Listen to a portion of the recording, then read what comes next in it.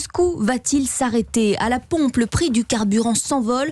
Vous l'avez sûrement remarqué en faisant votre plein. En 2018, c'est ce qui avait provoqué la colère des Gilets jaunes.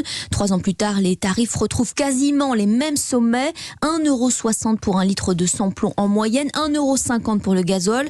Maud Descamps, vous êtes la spécialiste énergie d'Europe 1. Est-ce qu'il faut s'attendre à franchir la barre des 2 € au litre ? Eh bien, c'est déjà le cas dans certaines stations-service, comme à l'Île-Dieu, par exemple, où le samplon 95 s'affiche à plus de 2 € le litre.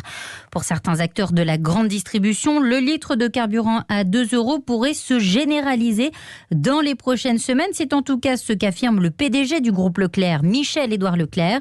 Mais pour Francis Perrin, spécialiste de l'énergie à l'Institut de Relations internationales et stratégiques, passer la barre des 2 € n'est pas une évidence. Je ne pense pas que ce soit une fatalité. Pour aller à 2 €, cela veut dire qu'il faut encore 40 centimes de hausse pour le samplon 95 et 55 centimes pour le gazole. Il ne me paraît pas possible de dire aujourd'hui que ce sera forcément le cas, mais on peut très bien aussi avoir un scénario dans lequel les prix du pétrole se stabiliseraient sans forcément approcher ce seuil un petit peu symbolique de 2 € par litre. En tout cas, à 7 mois de l'élection présidentielle, l'exécutif craint qu'un carburant affiché à 2 € ne remette le feu aux poudres, car c'est bien la hausse du prix de l'essence qui était à l'origine du mouvement des Gilets jaunes en 2018. L'éclairage de Maud Descamps du service économie d'Europe 1.